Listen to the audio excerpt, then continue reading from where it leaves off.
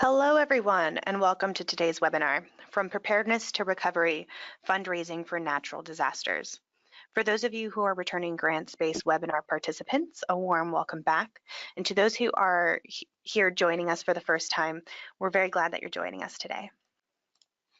My name is Elizabeth Cevada, Program Associate for Candid, based here in our New York City office, and I'll be supporting today's webinar by managing polls, a couple live chats that we have, as well as collecting any questions that you ask along the way and posing them during our live Q&A. For those of you who are joining us for the first time, we want to share with you that we've joined forces with GuideStar to form a new single organization called Candid. Together, we have over 88 years of experience in the nonprofit sector. Every year, millions of nonprofits spend trillions of dollars around the world. Candid finds out where that money comes from, where it goes, and why it matters. We believe that an effective social sector is critical for a thriving society, and we believe in the importance of solutions for the sector, by the sector. With Candid, nonprofits, foundations, donors, and the public can all be on the same page. With Candid, you can find funding with Foundation Directory online to search 140,000 funders and 12 million grants, and increase your visibility with the funder community by creating and maintaining your GuideStar nonprofit profile. You can also continue to strengthen your nonprofit by participating in grants-based trainings to move your fundraising skills to the next level.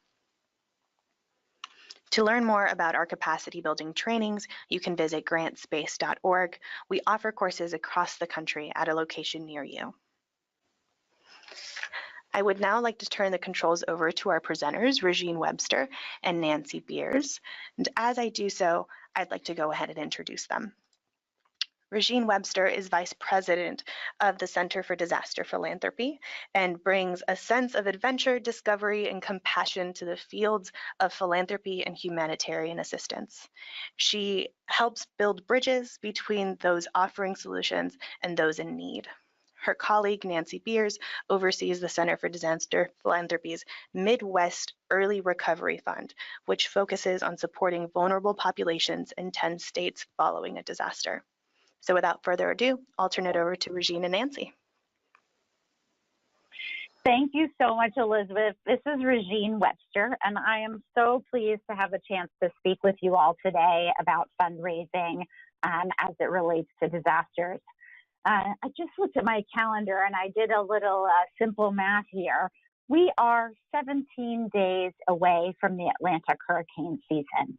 And while that affects, as the name might suggest, the Gulf and the Atlantic, we also know that unprecedented flooding across the Midwest has been troubling and devastating communities for the past several months. And then on the West Coast, California and other states are still reeling from really tragic fires from last year, and that fire season is also right around the corner. So not to start with doom and gloom, but we certainly have a healthy respect for nature. We certainly have a healthy respect for humanitarian assistance and humanitarian emergency needs here at the Center for Disaster Philanthropy. We will, in our own little shorthand, be calling ourselves the Center for Disaster Philanthropy, CDP, or the Center. Please know that we're referring to one organization that represents 16 people who are based as far west as Kansas, as far south as New Orleans and Florida, and as far north and east as Maryland and the Mid-Atlantic. I'm going to dive in here and just say, the slide says it all. Disaster fundraising is important whether your community is facing the aftermath of an event or as a way to support preparedness. We lovingly tell people that the story of a disaster is not about if a disaster will happen in your town or your community or your state, but rather when. And you'll hear certainly today about the large, major mega disasters such as Hurricane Harvey and how fundraising played a role in Houston and surrounding counties. And you'll be hearing from Nancy about what we call low attention disasters, which are the smaller, not small for a particular community, but are per media and per sort of state range disaster. They hit smaller towns in more rural areas. So we'll be talking about those today here as well. Elizabeth, let me turn it over to you for our first poll. Sounds great.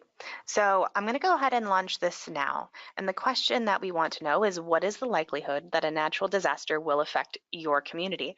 And I'm sure that Regine has alluded to this somewhat. But again, we just want to take a temperature check of where everyone is at in the room.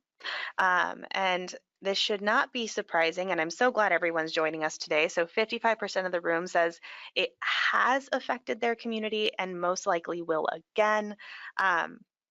18% of the room says very likely, 15% of the room says somewhat likely, and we have a few folks with a split tie of 6% for unlikely and highly unlikely. Regine, Nancy, any comments on the initial poll results? It certainly is consistent with our thinking. And I'll speak for my own self, and then I'll ask Nancy her thoughts. I live in Nashville, Tennessee, and in late August of 2017, Hurricane Harvey, a hurricane, which is a waterborne storm, made its way all the way into Tennessee, a completely landlocked state, as a tropical storm, and dropped over 10 inches of rain on Metro Nashville in the space of about a day. So hurricanes even make it all the way as central as Nashville, Tennessee. What do you think, Nancy? Well, I was surprised that it has and will again, because that means that over 50% of the people that are on this webinar have personal experience in disaster work, which is telling about the days we live in here. Yeah, I agree. Well, let's dive back in and talk about CDP. First off, oops, sorry, we went too far. I'm Regine Webster. I'm the photo on the left. I'm the Vice President and Founding Executive Director of the Center for Disaster Philanthropy. And Nancy Beers is the Director of our Midwest Early Recovery Fund, and really created the program from an idea to now what is a 6-year-long grant-making program. Nancy is based up in Albert Lea, Minnesota, and is a leading expert on low-attention disasters, as well as how disaster case management, the needs of children, and mental health come into play when it comes to disaster recovery work. We're going to start off by talking about the Center for Disaster Philanthropy, and then moving into a discussion around the life cycle of disasters and how money moves into disasters at what time and for what purposes. So we're going to talk about those giving trends. We'll talk about funding for recovery, as well as best practices in disaster funding. Then we're going to move on to a quick resources slide, as well as a Q&A from you all to us.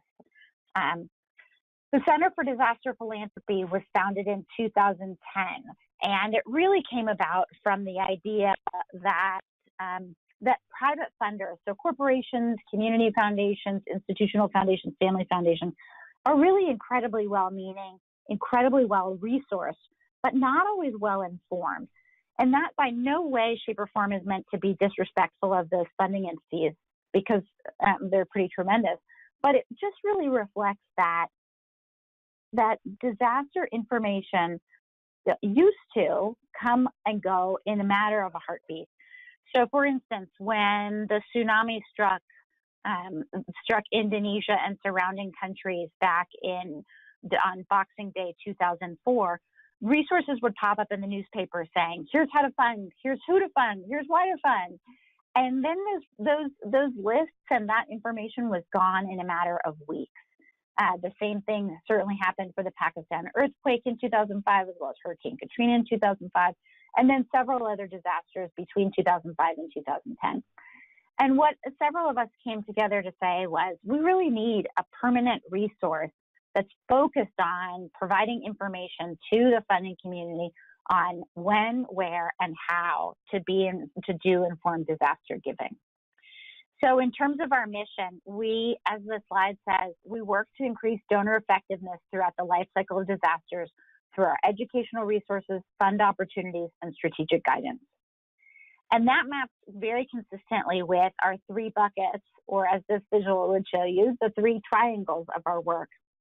This first one on the left talks about our educational resources. So that could be anything that Nancy or I or one of our other colleagues do it could be a blog or even this type of webinar event, all the way to the work that we do with Elizabeth's colleagues at Candid, the Measuring the State of Disaster Philanthropy report, where we actively track and measure disaster giving over the course of a year, looking at where dollars go, when they go, why they go.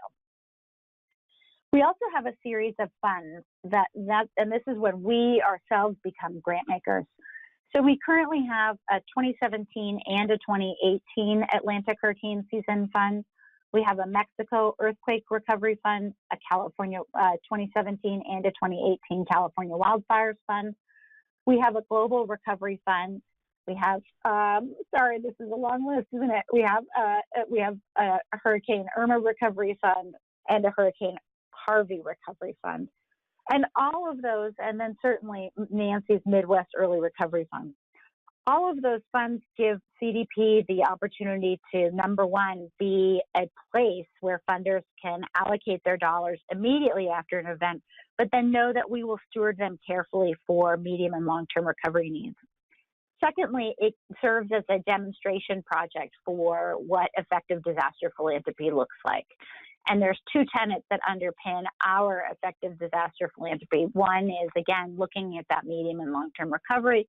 And then the second is very much supporting supporting vulnerable populations, including low-income communities, communities of color, and any other vulnerable populations, such as the very, very young or the very, very old.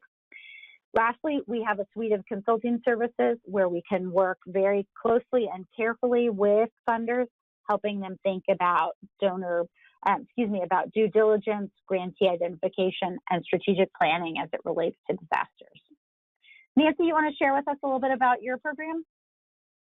Sure. So the Midwest Early Recovery Fund is really unique, and it's very, very new idea about this kind of pre-positioning funding, understanding that if you're working in a specific region of the country or you live in a specific state, that something's going to happen one of these days, right? And so to really be prepared, this program was created to have a process around dispersing funds as quickly as we can, but really during that early recovery phase, which we'll talk a little bit more about later. But that early recovery phase is really when we transition from that time when the Red Cross and Salvation Army and others are in your community, and then this kind of stop where things aren't happening, partners aren't in your community any longer, and now it's up to the community to figure out what to do next. Because of our funder, we are working a specific 10-state region, so we go all the way from Montana, North Dakota, South Dakota, and Minnesota, Iowa, Kansas, Nebraska, Missouri, Oklahoma, and Arkansas. One of the things that we realized when we started this program is that we had a really unique opportunity, unlike most funds, where we're going to be consistently making grants in the same region, really around the same programmatic priorities that we developed. And so we made sure that we decided to do some data-driven, measurable outcomes. And because of that, we have been able to provide our funder with a lot of information around low attention disasters. Where do they happen? When do they happen? Where are clusters of different things that are happening? What kind of populations that we're serving during these, it ends up that the Midwest is much more diverse than most people realize.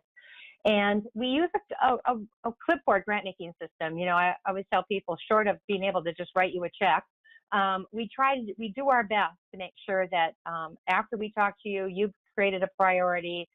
We decided it's a great match for us. We try to get the money in your hands as quickly as we can, because we know that timing is everything. And most nonprofits that end up working in disaster always feel a sense of urgency to get on the ground getting things done. We've, because of our program, we've got to, with the help of our funder, decided on our priorities, and certainly case management is a huge priority for us. We understand that every individual and every household is different during the recovery phase. They all have different needs. And so in order to do that, we really understand that those families and individuals need to work with someone who can advocate for them and disperse those resources to those families and individuals as they need them. Children, we know that children are particularly vulnerable. In another lifetime, I helped develop and ran a program called Camp Noah, which helps children during the recovery phase of disaster.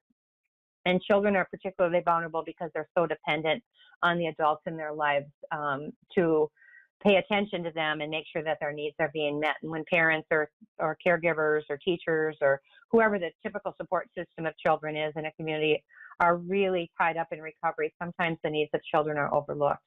And then certainly outreach to vulnerable populations. And in disasters, you know, I often talk about the fact that if you're in human services work, we understand vulnerability.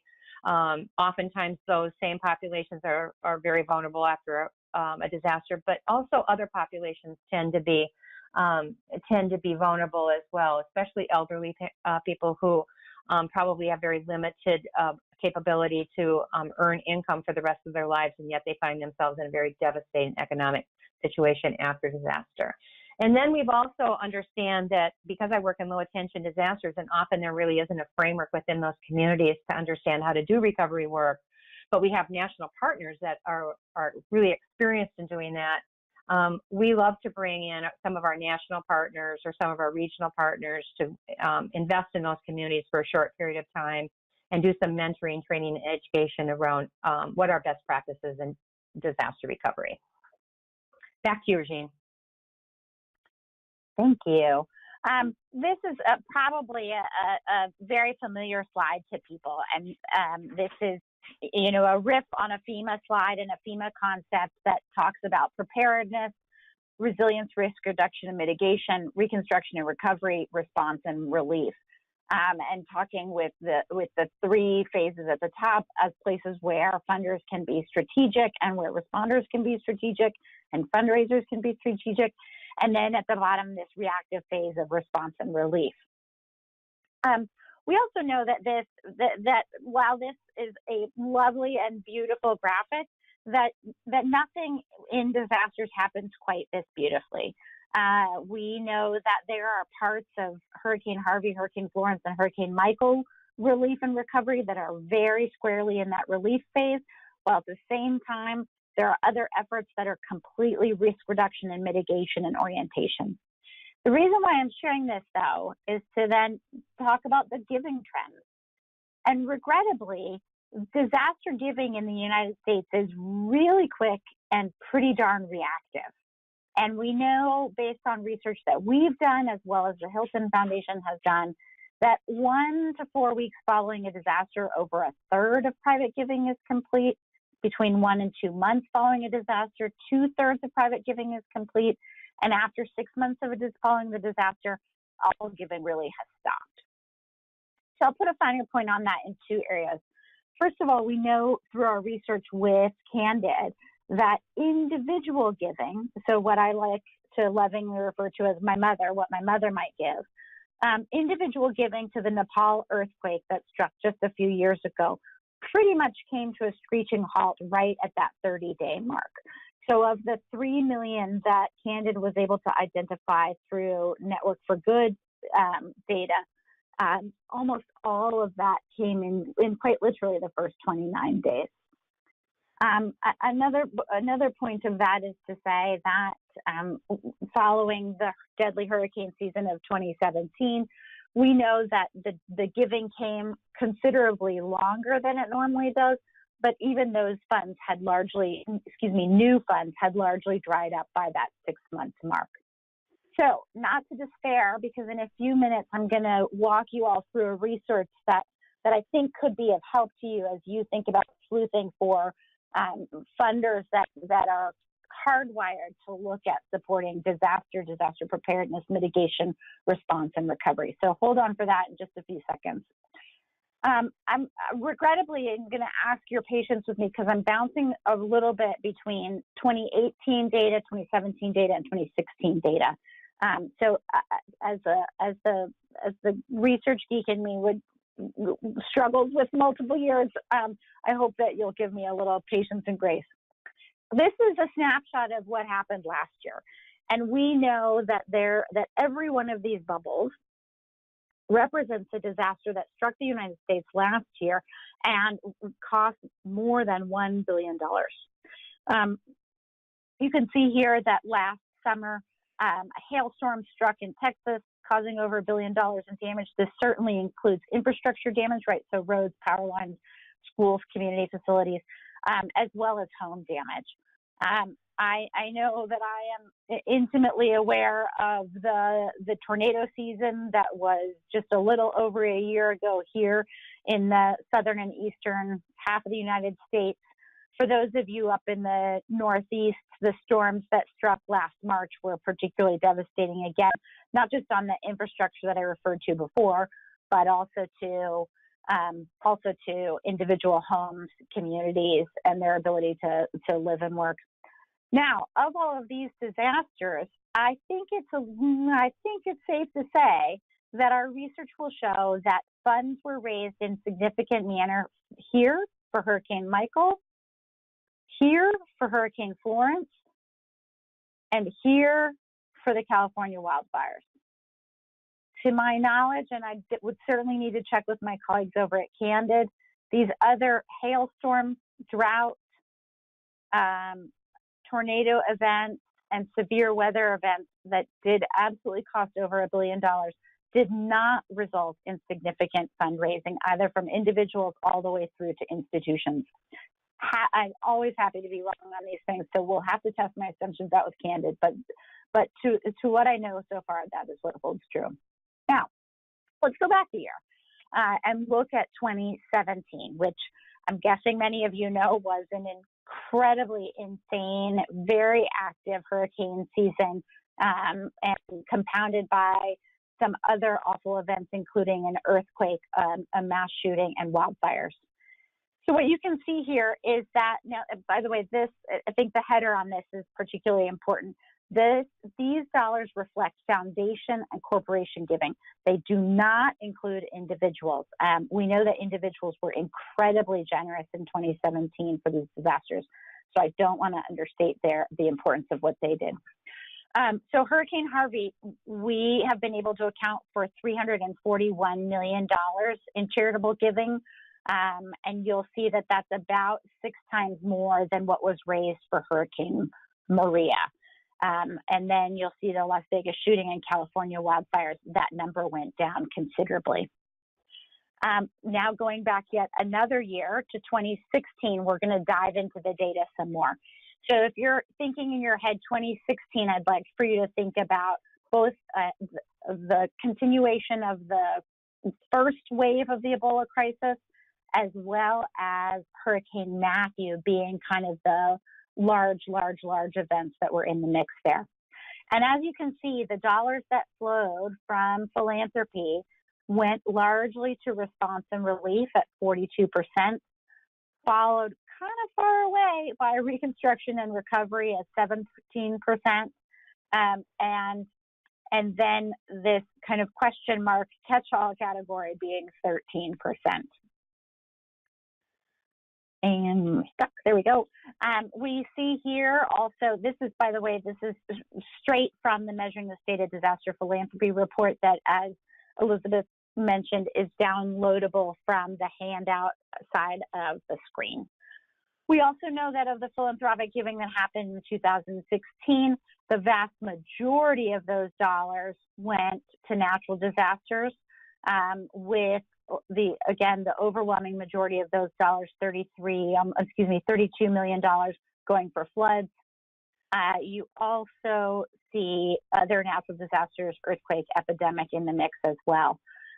Complex humanitarian emergencies, which would reflect drought across the Sahel in Africa, as well as the Syrian refugee crisis and the Rohingya refugee crisis, represents about 11% of total disaster giving in 2016. Pardon me. One other thing that the Measuring the State of Disaster Philanthropy report does is it also talks about other funders.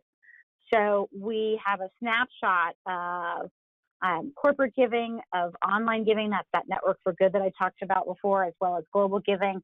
And we also have a snapshot of the way the Fidelity Donor Advised Fund funding dollars move, and also the Vanguard Donor Advised Fund. Perhaps most important to this conversation, though, is that the Measuring the State of Disaster Philanthropy data also tracks FEMA giving to disasters. So you can see here that in 2016, FEMA dollars accounted for $3.7 billion with a B in funding, and HUD accounted for almost $353 million in disasters. So definitely, the pie chart is overwhelmingly skewed toward governmental sources of giving, so something to pay careful attention to. I want to turn now to what I promised you in my teaser here, a resource that I think will be beneficial to all of you that are on the line. This is the Center for Disaster Philanthropy website. If you go now to the State of Disaster Philanthropy webpage, which is under our signature projects, up will pop this screen with the hurricane visual. Go to visit the site, and you'll pop up here with the overall dashboard of the Measuring the State of Disaster Philanthropy. In the top right-hand corner here, you can click on the map. And here's where the fun begins. If you go over to this More area, click on 2017 and 2018 just for fun, type in the word Harvey, and then click search. You'll see here that Foundation Center is able to track $348 million in total funding. I can then go into the details and see the names of the funders. So here you see the Laura and John Arnold Foundation made a $5 million award to the Greater Houston Community Foundation Hurricane Harvey Relief Fund. You can click in more deeply to see when that was when that grant was awarded and for what purpose it was awarded. So if you're in North Carolina, you could run a similar search on Florence. If you're in Florida, you could run a similar search on Michael. If you're in California, you can run a similar search on any number of the wildfire concerns. So I always do find that interesting to see that you can literally drill down to the funder to see how they've responded to the disaster. All right, I'm going to now turn into some best practices in disaster philanthropy before we move over to Nancy, who's going to talk about the grassroots of disaster fundraising. When I think about what you can do now, our advice is actually quite straightforward and highly practical. First of all, make sure your own organization is prepared. Do you have a continuity of operations plan? Do you have a disaster communications plan? Which means, do you know who you're going to be calling, texting, emailing in times of disaster, both from an internal stakeholder perspective as well as an external stakeholder perspective. We also highly recommend that you develop relationships in blue sky times. Disaster people have this very corny saying that says you never exchange business cards in the wake of a disaster. So for those of you in community, I'd encourage you to get to know your city manager, the manager of your emergency operations center, get in touch with your state emergency operations manager, learn what nonprofits are in your community that are hardwired to respond to disasters. Make those relationships now, again, 17 days away from hurricane season. Elizabeth, over to you for our live chat. Thank you so much, Regine. So Regine started you out with a pretty good list on who you should start developing relationships with in those blue sky times, but we want to hear from you and your specific communities and where you find yourself. I know we have a couple folks on the line who are still in recovery from Hurricane Michael. So anyone else who you can think of within your local context and your local community that you should be developing relationships with. And you can just respond to these directly in that questions chat portion of the control panel. We'll give everyone a moment or so to submit their answers. And I'll be sharing these with Regine and Nancy in just a moment. We have some really great answers coming in. So Tanya is sharing, connecting with other NGOs and other funders. Dylan is sharing long-term recovery groups. John is sharing faith communities who have been trusted, have a long-standing trust with the community. Dylan's also sharing emergency management officials. We're also seeing folks participate with city and county coordinators as well.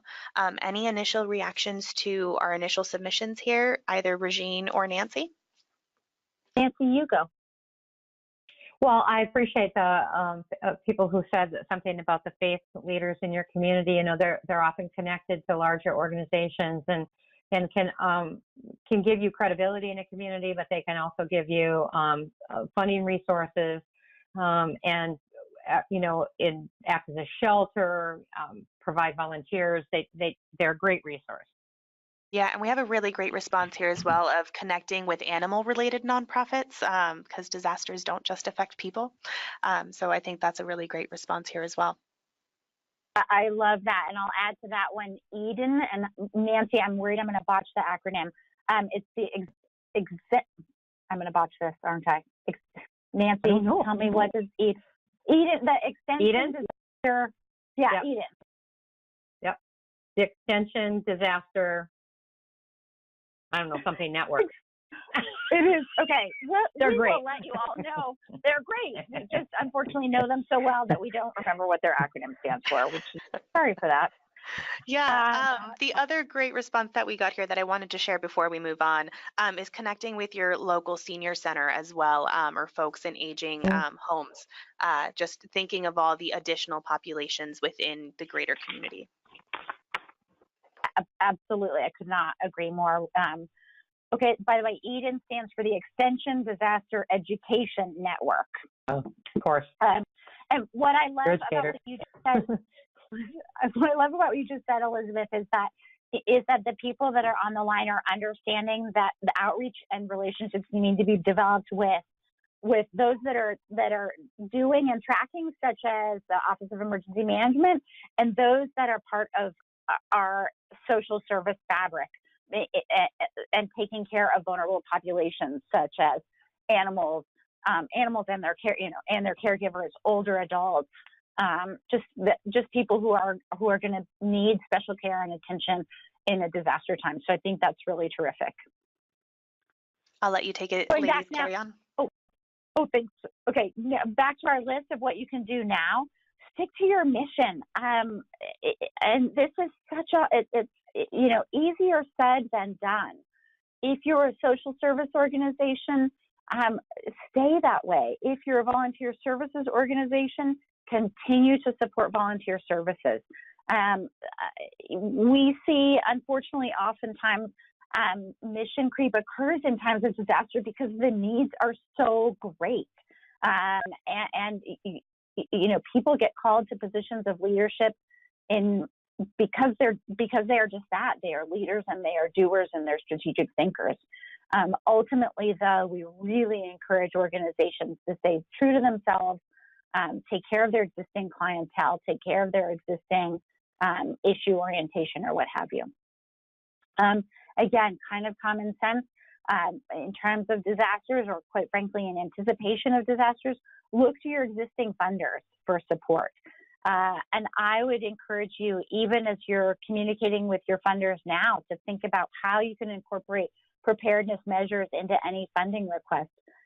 We ourselves are grant seekers, so we understand that finding that unique donor who can speak to, support the development of a continuity of operations plan or communications plan is really that gem of a funder. But exploring those conversations now can be very, very critical. All right, I'm turning it over to Nancy, who's going to talk about fundraising strategies from the grassroots. My role and goal was really to look at that grass top. So now we're going to give just a totally new and different perspective. So over to you, Nancy. Thank you, Regine. And yes, everyone, I'm Nancy Beers, and I live in Minnesota. So I live in the land that I work in, the rural Midwest.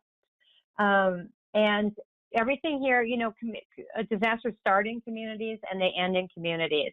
And as much as we, from Regine's research that we looked at earlier, most of the money coming from outside resources is invested in that early relief and recovery or response stage, or rescue. I call it rescue and relief stage. And so during when you live in a community, you're in that community through the entire recovery stage.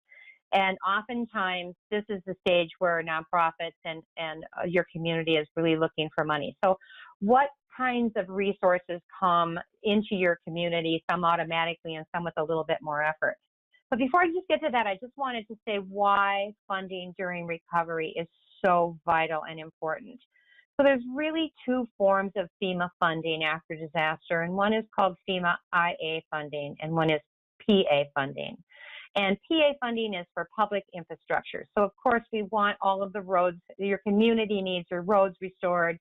You need water. You need electricity. You need your electrical grid, like we saw in Puerto Rico.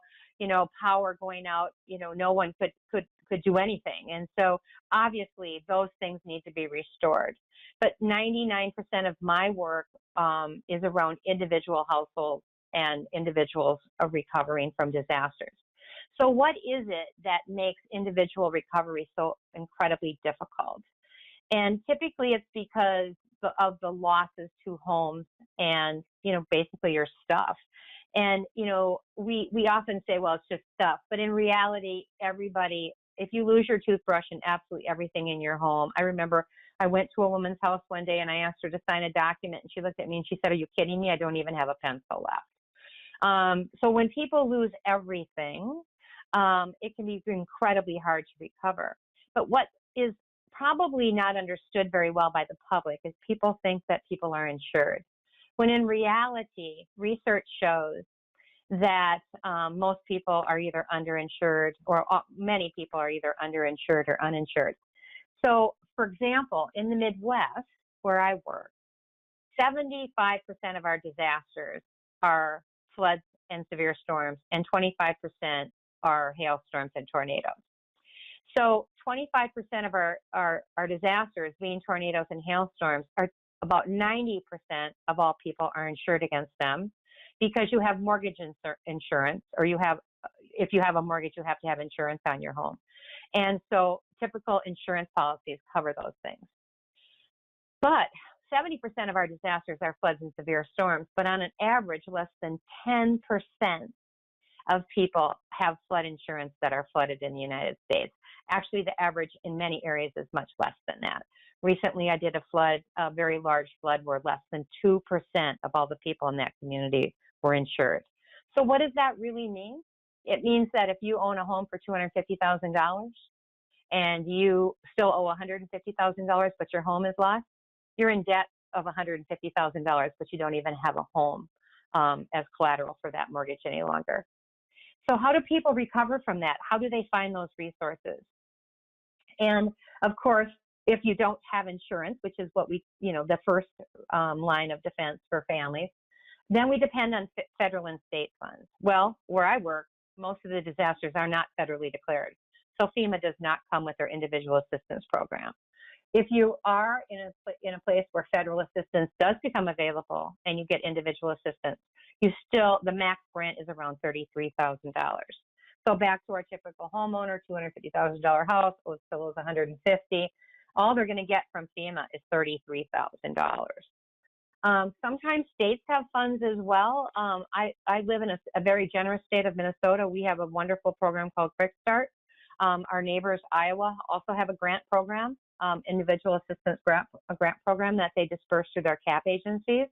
But most states in the United States at this time do not have a disaster fund that they automatically deploy to homeowners after a disaster. Oftentimes those funds are created later on, but often aren't. They take quite a bit of time for legislature to move, as we know. Another source of funding can be local nonprofits. And I know many of you are nonprofits and you're thinking, we need money, we don't typically give away money. But in some cases, some of those nonprofits can gather funds. So typically that's the Red Cross who gets funding, Salvation Army, often faith-based social service organizations like Lutheran Social Service, Catholic Charities.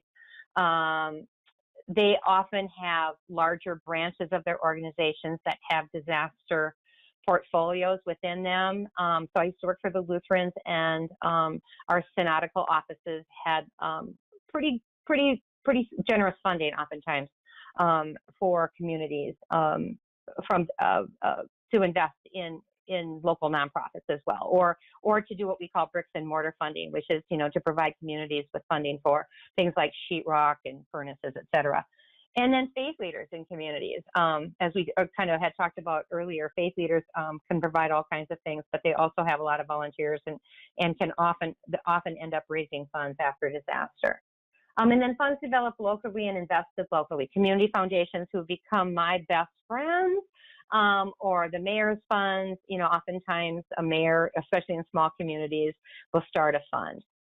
Those can somewhat be a challenge oftentimes after disaster, because when too many people start raising money, oftentimes we're not really sure where a lot of that funding goes. And so sometimes that local funding can cause a lot of problems, but it's still a blessing.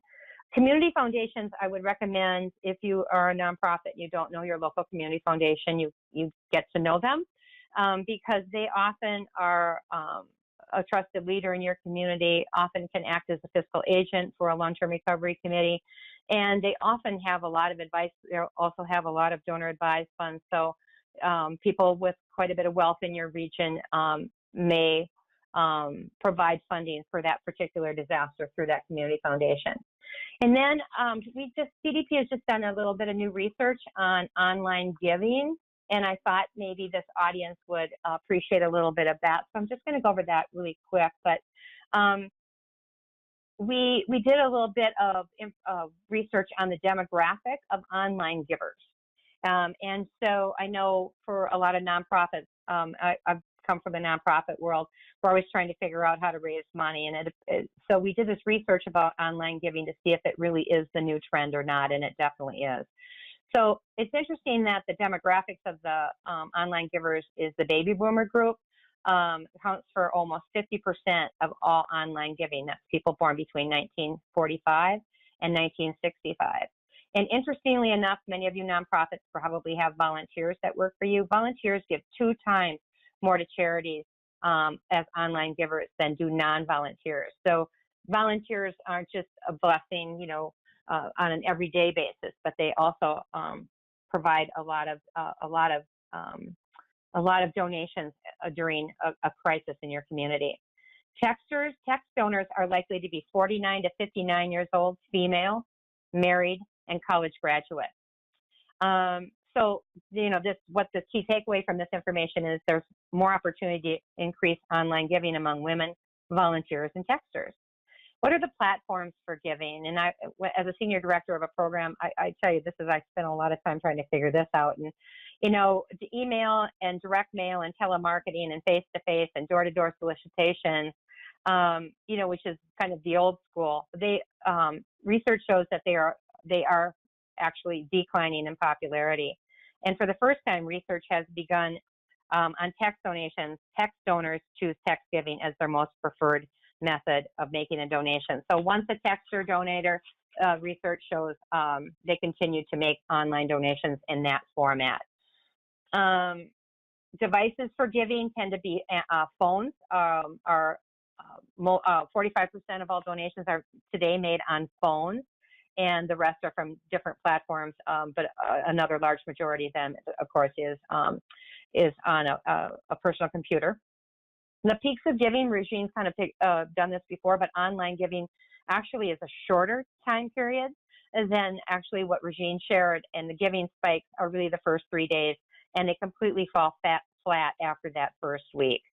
And the amount of donations, 72% of all charitable donations made online or through texting are made by individuals. For good news for those of you who have Giving Tuesday platforms, Giving Tuesday has increased about 50% every year for a long time. And a key takeaway is that individual online giving is rising, and text donors are inclined to give even more. So one of the interesting parts of this research is that text donors don't necessarily just give once. If they're texting you a donation, they often will respond to another campaign if you follow up with that.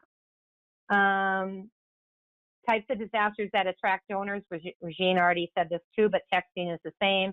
Hurricanes tend to be the largest one, and probably not too much to our surprise, the Red Cross is the largest recipient of text dollars in the United States. And I think this is another interesting piece of research. So many individuals in the regional area of a disaster are likely to give to campaigns initiated and hosted by local community foundations. So again, back to that community foundation, that pre-existing relationship with community foundations, they can really help support disaster giving after a disaster. Next. So this slide is near and dear to my heart. I've used it since, I don't know, the 80s. It's been around for a long time. But what we know is that recovery is the most complicated, costly, and under-resourced phase of disaster. And so if you look at this slide, and I'll give you a couple seconds to really absorb it, but you know, we have this situation where pre-disaster where we're all just living our lives, right? We've got family, our kids are in school, we're carpooling, somebody needs braces, we're sick, maybe somebody in your family has cancer, maybe you're getting a divorce. You know, life has all these different places that we're at any particular time, and then boom, a disaster happens. And there's this, you know, kind of energy that goes out of your community because it's been impacted by this devastating event and people are scrambling. But very quickly after that happens, we call it the heroic stage. And all these people come to your community, and fire trucks come, and first responders come, and the Red Cross sets up, and Salvation Army has canteens in the streets, and churches coordinate volunteers, and there's just this huge outpouring of support. And it's a time when if the TV is covering it, people are saying these things. This is the best community I've ever lived in. I can't believe all these people came. This just makes us feel so good. We're going to be fine. Everything is, you know, these people have given us hope. We're going to be great. And then there's this next phase, which is what we call the honeymoon stage. And the honeymoon stage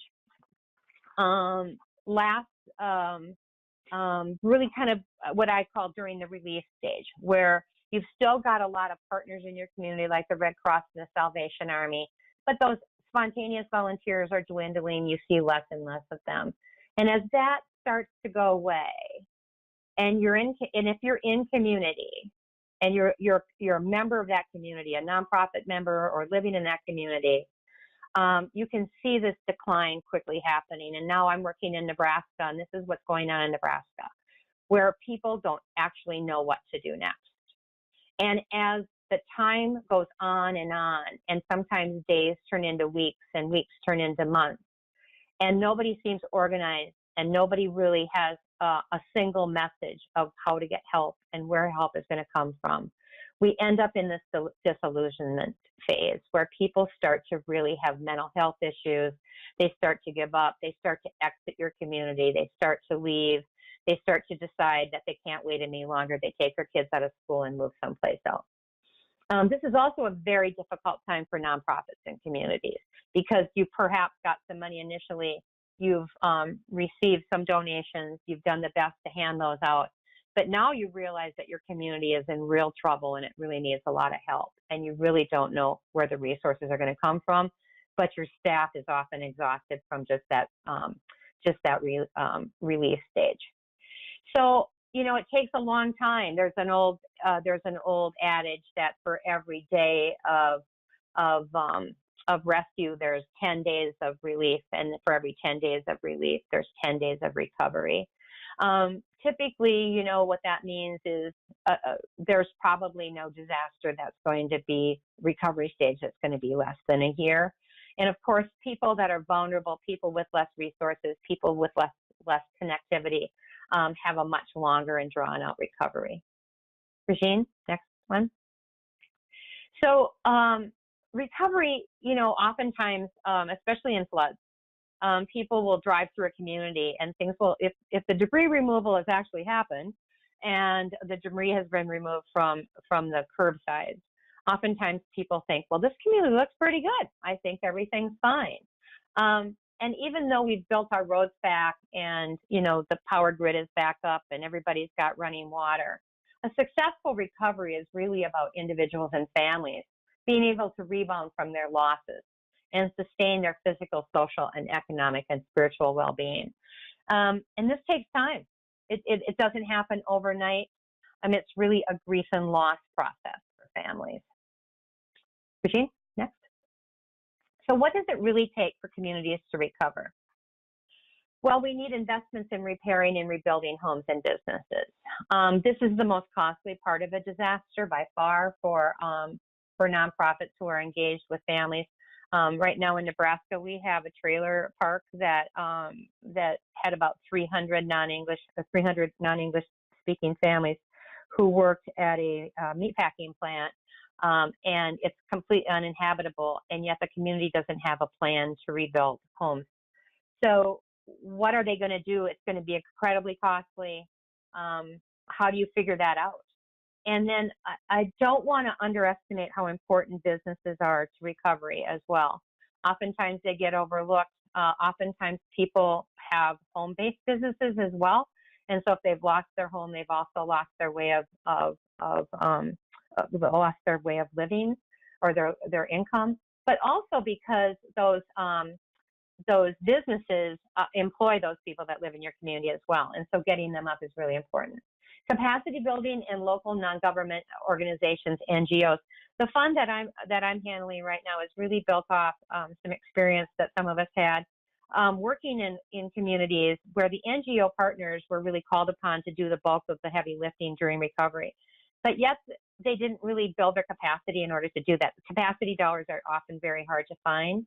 And so they were trying to handle business as usual on a daily basis, but they also had this added caseload and workload of helping people recover. So it can be really difficult for those organizations. Next, Regine. Disaster case management, dear to my heart. That's how I got involved in this business in the first place. And disaster case management, I think I mentioned it earlier, is this portal for individuals and families to get the resources they need. It's really about advocacy. It's not typical mental health casework, although sometimes it feels like it, but it's really about advocacy and investigating and navigating the system and connecting resources and helping families meet their expectations. Mental health services. We're pretty good, I think, in disaster about psych first aid and meeting the mental health needs of people immediately after a disaster. But what we have found, and with the research that I've done in my region, is that oftentimes the real serious mental health issues don't show up for about 9 months to 18 months after disaster. When people start to settle in and realize that their life economically especially is going to look very different in the future, and that they might not be able to retire when they wanted, or their kids aren't going to go to college. And it can be a real difficult time for families. So one of the things we're trying to do in our region is build those disaster recovery mental health resources. Next. And then ensuring those who are most vulnerable can stay in their community.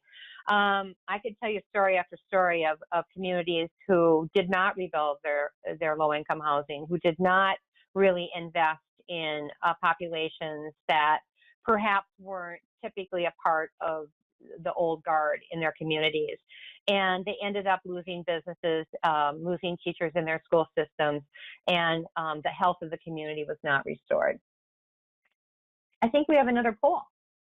We do. Elizabeth? So now that Nancy has taken us through all of these, we want to know where your community currently stands. So if this is select all that apply. So which of the following does your community already have in place? Again, there's no wrong answer here. And if you're not sure, that's perfectly fine. But we just kind of want to get, a temperature check in the room of what you know that you can rely on within your community. And then whatever we seem to have a little bit less support on, we'll ask Regine and Nancy to let us know how we can find out where we can access those resources, or maybe how to start strengthening those areas within our communities as well. And it looks like the most Popular things that our communities already have in place are disaster case management and mental health services, followed by investment in repairing and rebuilding. And 40% is sharing that they do have some capacity building within their local NGOs. But it looks like where they may need a little bit more support is ensuring that the more vulnerable populations can stay within the communities. Nancy, do you have any suggestions or reactions to our poll results here? Well, I'd say that that doesn't surprise me. I think that's an issue, a pre-existing issue in most communities, right? And so the good news is that there are agencies who work with those vulnerable populations on a daily basis. And we've found that we encourage organizations to invest in those organizations to shore up their resources and to really make sure that we are meeting those folks where they're at. So, for example, with that trailer community I was telling you about in Nebraska, the case managers, many of them already work there, but they're all Spanish speaking and they all come from that community. I work on a lot of Native American reservations, and we are making sure that we're using Native American disaster case managers and Native American local nonprofits because they understand their communities best, and they can really help us identify those vulnerable populations within their communities. Thank you, Nancy. Regine, anything to add to our poll results here? No, nothing to add other than I'm just loving seeing where people have experience and what works for people. Great. I'll go ahead and I'll hide the results so we can continue with the presentation. So I'll quickly talk about why I think it matters. And this is usually a slide I show my community foundation partners because, sometimes people just don't want to get invested. They weren't personally impacted, or their business wasn't personally impacted, or it just seems overwhelming and they don't know quite what to do.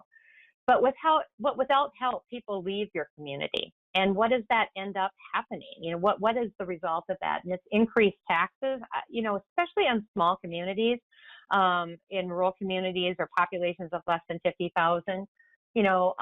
Increased taxes can really be a deal breaker for people moving into your community. This less school revenue, loss of teachers because people have moved out. Oftentimes families don't, with a lot of children or even 2 or 3 children, don't have time to wait for the community to respond and help them get their home back and repair. They have to get their children into school. They have to have beds for their children to sleep in. So the timeliness matters. More public debt is shared by taxpayers. I've seen many communities who had bonding issues to put in new water systems or whatever. Multiple people left the community, and then the rest left in that community are responsible to pay off that debt. Increased utility costs, increase in homelessness. We see that even in rural populations. Loss of workforce and business development opportunities, loss of small business owners. They're so vulnerable after disasters, and unless they're really helped as part of the economic development, the community development portion of recovery, they often can't reopen. And then certainly loss of jobs and increased unemployment if you can't get some of your employers back up. And then sometimes people stay because they just don't have the resources to leave. But there often is, if the community hasn't really responded and made sure that those people were served in some manner, we see an increase of mental health issues, loss of hope, and increased despair, increased suicides. We see that especially in rural communities, isolated populations, farmers and ranchers, increased divorce, drug and alcohol problems, and even early death. I was in a community one time, I worked there for 18 months, and it was a very small community, and I went to 10 funerals the last month I was there. It had just taken a toll on people, especially, people that are elderly but not that old, like 75-year-old people oftentimes. And then this lack of community trust. My community didn't help me. Why should I live here? I'm not going to participate. I still have to live here, but I'm not going to trust anybody. I'm not going to trust my government and my local mayor and people that should have helped me. So it can have a negative impact. So why disaster support matters? So obviously disasters are inevitable in our ever-changing climate. We're seeing a lot of communities being impacted over and over and over again. But I'm a very hopeful person, and I can tell you I've been in a lot of communities where disasters actually made a community more resilient and stronger. The community, if you can get a successful recovery going, people start to have a greater community pride. They see new projects going on. They've met neighbors they didn't know. They've gotten volunteered for in organizations that they didn't have any experience with before. And it can really build a community's muscle. But it can also be the start of a community's downturn if things don't go well and people don't really invest. And I don't call them local leaders anymore. I call them community champions. They matter. And if you have them in your community and you can help identify who those people are, make sure that they get invested in the long-term recovery committee or in the disaster recovery process. They can make a huge difference. And oftentimes they're not the people that we typically think. It might not be the mayor. It might be the woman who knows everything and knows everybody. It might be a pastor in your community who's retired, but he was respected for years and years and everybody knows him. And again, the other thing we always have to remember is the impact of a disaster has significant ripple effects on all of society and affects all of us in our organizations. So even though I don't live in Houston, Texas,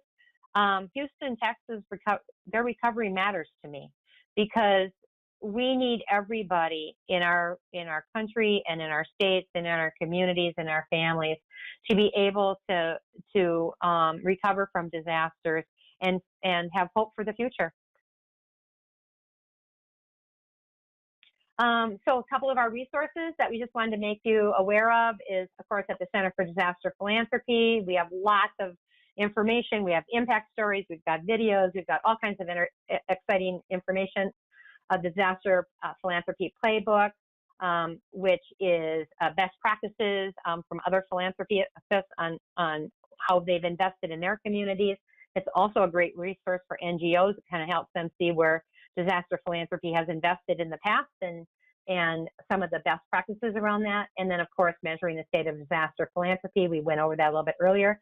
And then, of course, we couldn't do our work, really. We're so lucky in the United States to have FEMA, even though they can feel like the enemy sometimes and they have limitations. As Regine showed you, they're our biggest funding source in the United States, and they're great partners.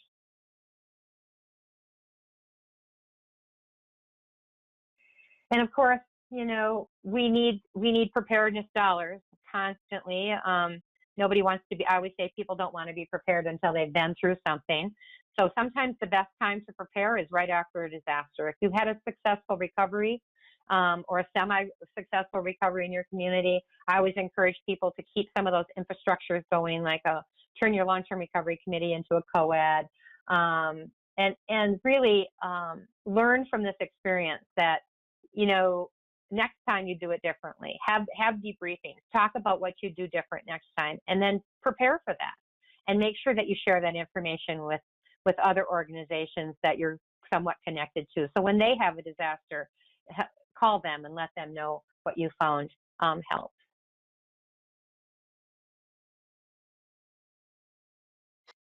Well, thank you all for listening to me and Nancy. Yeah, we'll turn it over to Elizabeth. Well, firstly, thank you everyone who joined us today, and thank you, Regine and Nancy. I know we've covered a lot of ground thus far, but I wanted to get our Q&A started. For everyone who's still here with us, you are more than welcome to continue submitting your questions. We have a couple here queued up, but take advantage of having Nancy and Regine, who are experts, to ask any of the questions that you might have. The first one to get us started comes from John, and just for anyone who may be lucky enough to not have gone through a disaster yet, or anyone who may be new in their role and is still trying to figure out how to navigate the landscape, I'm hoping you ladies can actually elaborate more on the role of FEMA within disaster recovery and funding. I'll give you a second to consider your response, because I'm sure that is a very loaded question. I know FEMA does quite a bit, but I also wanted to share some upcoming... Wait. Oh, sorry. Will you read the question again? Yeah, just elaborating on the role of FEMA and where they fit within the funding landscape of disaster philanthropy. We definitely know that they are a government entity, but where they kind of fall within the other types of funding that we've talked about today. Great. Sorry, you were going to say something else before I interrupted you. No, not a problem. So I did want to let everyone know that we do have some upcoming opportunities. This is part of a series that we have been doing with the California Wellness Initiative. So the next webinar within this series is coming up in September. Steps you can take to immediately diversify your board and major donor base. We are inviting Armando Zumaya, who will share a step-by-step approach to building diversity in your nonprofit's board and major donors through proven practices. The webinar itself will focus on building relationships with diverse people of expertise, wealth, and influence. And for anyone who's ready to make the next step on cultivating relationships with potential funders, we do have our self-paced e-learning course just on that topic. I'll be sharing a link for you in the chat, but we are offering a promo code for a 25% off the registration price. And the promo code does expire by May 20th at 5 p.m. Eastern, so make sure to take advantage. But back to you, ladies, just the role of FEMA within the funding landscape. I'll start by just am I sharing still, Elizabeth, or are you sharing? I'm sharing, but I'm happy to give you the controls back. Well, only so I can show that one screen again that shows how many billions with a B FEMA allocates every, in a given year. So sorry, everybody, that you're watching us move backwards, but here you go. So FEMA, again, this is 2016 data. In 2016, FEMA allocated $3.7 billion in disaster-related efforts, and that kind of really, if you think about a bar chart, right, the 3 to 350 million with an M dollars that philanthropy gives when compared with the $3.7 billion really shows that FEMA's a huge player. So not to be discounted. And I say this with total sincerity, their workload has only increased in the past few years, and they have a challenging remit to meet all of these needs and move all these dollars and support all these affected communities. So big player. That's my final statement. Nancy, do you want to dive into some thoughts on your end? Sure. Well, from a grassroots perspective, FEMA decides to come into a community based on the number of people impacted and how large scale the disaster is. No one seems to know what that is except FEMA, and I'm sure it changes with funding from their resources. But FEMA does not come to your state unless the governor of your state asks them to come, and so that's the first step. FEMA will come and they do assessments. So they do two kinds of assessments. They do public assessments and individual household assessments. They're both weighed against data from other disasters to determine if FEMA is going to come to your and make that declaration within your state. So the typical one is the public assistance declaration.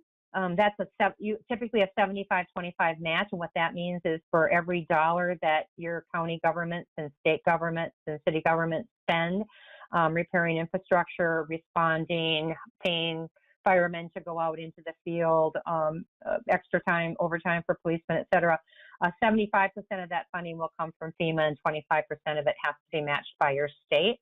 Sometimes that's negotiable depending on the wealth of your state. And then the other is this individual assistance, which those of us in the nonprofit world are always holding our breath to see if they're going to do. Oftentimes it comes kind of late, depending on if it's a flood or something. They will wait to see the actual impact.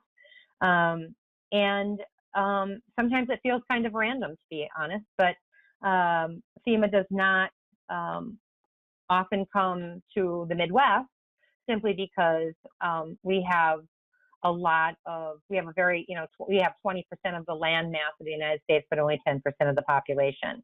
And so oftentimes we don't meet those criteria. But FEMA also has one other thing that I think is worth mentioning, and that is they have a VAL system. So that stands for Voluntary Agency Liaisons.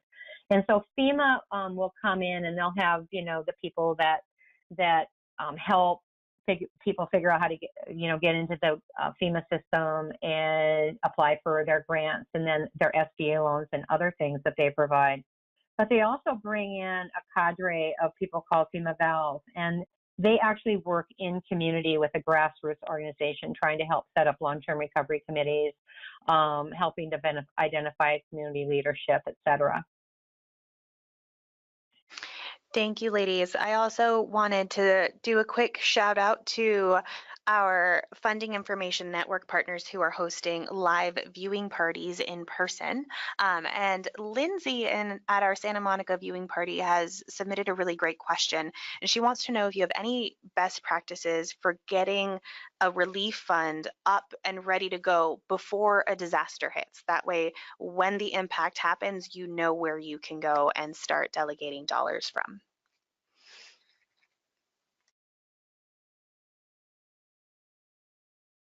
I think sure, I will take this one. I think this is the case of as you think it shall be.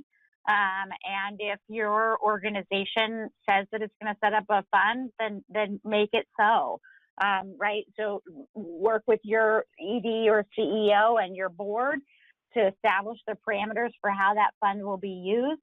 I think a fairly short and straightforward one-page, case statement that says how dollars will be used, and the plan for communications, and up and running you go. I don't mean to make light of this, but nor do I think that setting up a disaster fund needs to be overly complicated, right? If you're sticking to your mission, making these relationships in blue sky times, as we spoke about before, then doing fundraising that supports your organization in a disaster time can be a natural extension.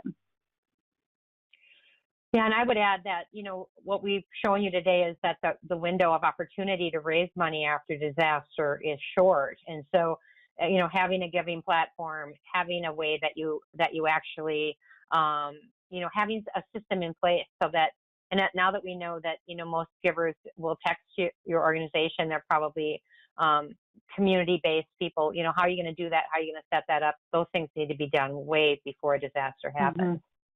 Mm-hmm. Mm-hmm. Thank you. Vicki has a question here, and she wants to know if there is a model a community can use to help the most vulnerable while waiting on federal and state governments to finalize funding on their end. Nancy, that's you. Wow, it's depending on those organizations that already do that. I'd say reaching out to faith-based partners and people who vulnerable populations is their mission, right? So oftentimes that's churches, that's other social service organizations, using some of those immediate relief dollars if you can, letting people know. I mean, getting the newspaper involved, letting the community know that these people are hurting in your own community. I often feel that, and I know I'm old school and I've been at this for a long time, but we didn't typically depend on outside resources back in the day. Communities themselves oftentimes raise their own money. And United Way and those organizations that are embedded in most communities and work with populations like this every day really need to stand in that gap and provide that leadership during that period of time. Sometimes they don't want to do that because they're afraid that some of that funding will take away from their campaigns and the things that they're often doing. But having those conversations again before a disaster and making sure that people understand that, you cannot leave some of these really vulnerable populations in a waiting game for all of you to get your act together. They really need to be safe and put in safe places and and make sure that they've got food and resources that they need.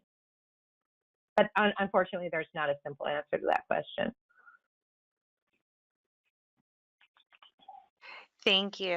While we're speaking about vulnerable populations, we had a question that came in from Mark, and he wants to know if you're familiar with any particular organizations that respond to disasters on Indian reservations. Well, I am. We do that a lot.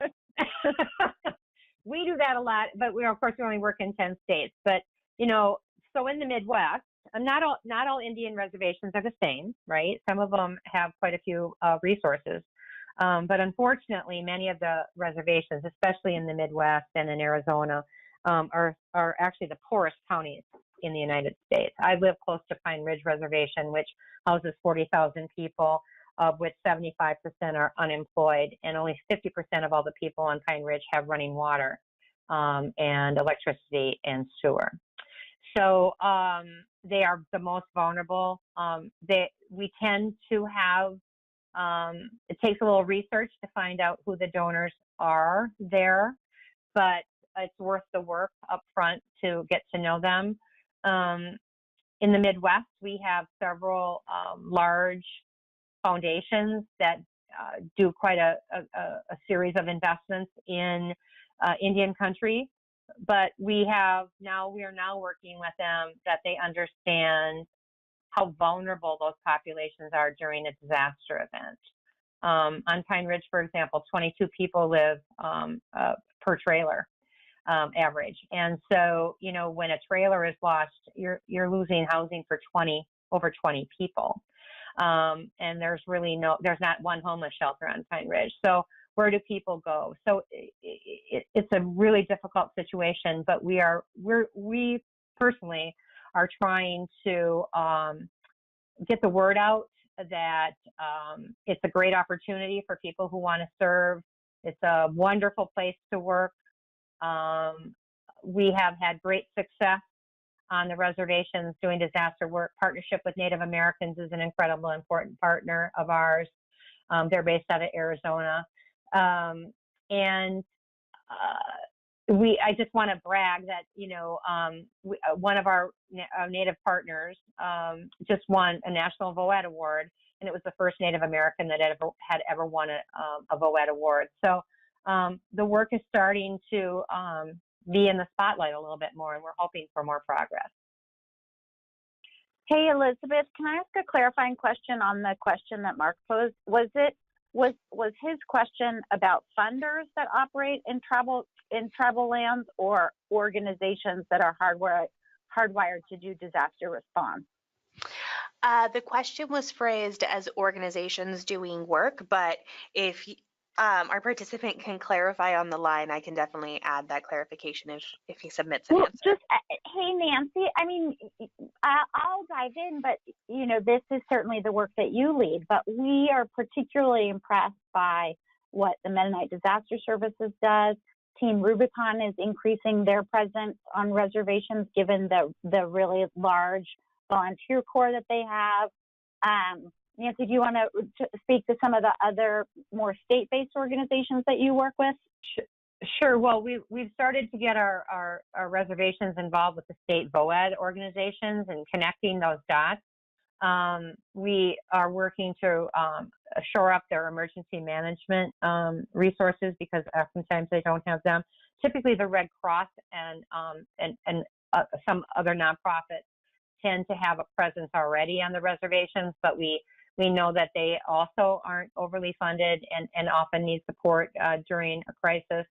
And one of the things that we have really worked to do is build local capacity. And so we have spent about 4 years and considerable time on Pine Ridge building up local resources, so local nonprofits, giving them capacity building funds to understand how to do disaster case management, volunteer coordination, rebuilding efforts, and how to reach out to organizations like Walmart, Good 360, and some of those national organizations that are perfectly willing to provide resources, like bricks and mortar resources, but absolutely have to have a system in place for those resources to be distributed once they're donated. And so both are important. Outside organizations are important, but certainly building the muscle and the resiliency of the local native nonprofits is really important as well.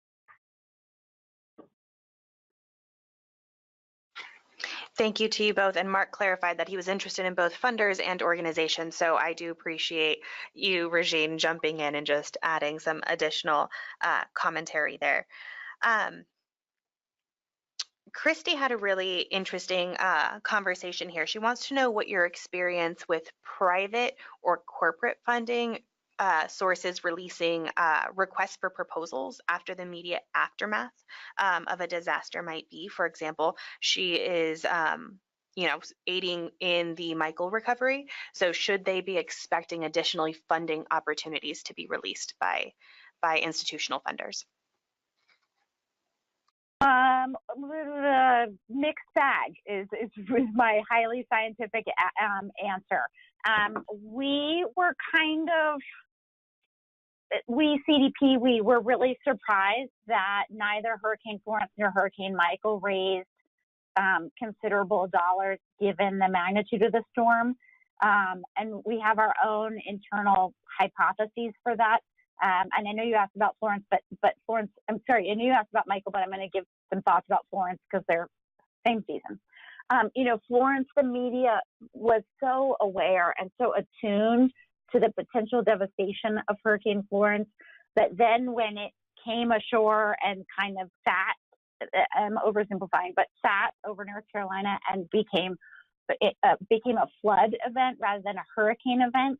And we know that flood events tend to raise considerably fewer dollars than hurricane events or tornado events or earthquake events, kind of like things that happen fast. For Hurricane Michael, boy, were we just so surprised by how few dollars were raised in that immediate aftermath. We wonder if people were just kind of exhausted, funding fatigue, fundraising fatigue, exhausted from the 2017 hurricane season. We also, again, as we talk about this internally, we're wondering if the words that get used, the largest storm to ever make landfall, the 1,000-year flood, those kind of largesse terms, if people are becoming almost immune or desensitized to those words has an effect.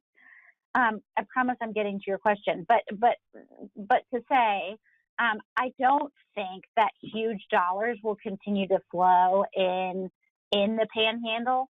I've heard some people who are Florida residents talk about, funders who are Florida residents talk about how even though the Panhandle is just a stone's throw from the state capitol, culturally it's quite different. So I'm wondering out loud if that has an effect on the dollars that are flowing. I will say with both specificity and with a positive, the CDP 2018 Atlantic Hurricane Season Recovery Fund, a relatively modest fund of about $1.5 million, question mark, that's focused both on Florida and on Michael. We are in conversation right now with potential grantees that are looking very specifically at housing issues as well as supporting vulnerable populations. So feel free to shoot me an email if your organization is actively seeking funds for Michael recovery in those two areas. Thank you, Regine. And looking more towards preparedness, we had a couple of follow-up questions on that. Linda is wondering, what types of conversations or questions or points she should be making to funders to give more to recovery efforts. How do you convince them? For funders who have traditionally given for recovery efforts, how do you have the conversation for them to fund preparedness efforts?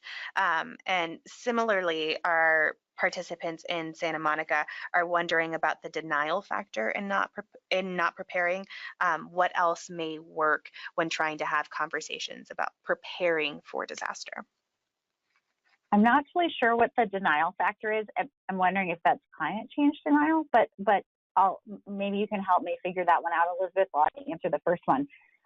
In terms of encouraging donors who do have the propensity to focus on recovery, I think it's about carrying the conversation forward. With that, right, you have a pre-existing relationship with a funder, and so the more that you can say, thank you for the recovery work, we know that this storm or this tornado or this fire season is coming. Let's look at the facts around our state, around our community, and see if we can't come up with, in partnership with each other, let's see if we can't come up with what would make the most sense from a preparedness perspective.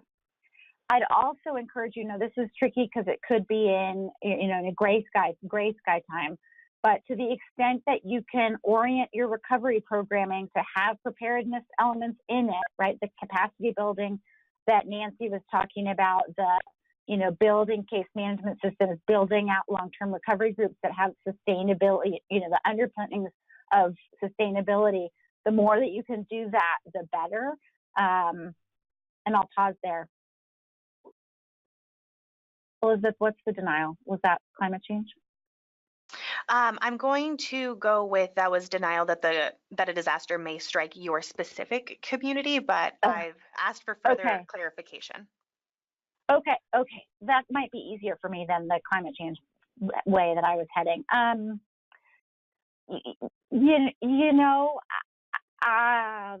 The denial argument, gosh, I don't know. I mean, I think if we were to look at FEMA declarations over the past 5 years in all 50 states and associated territories, I think there's probably only 2 or 3 states that don't have some sort of declaration.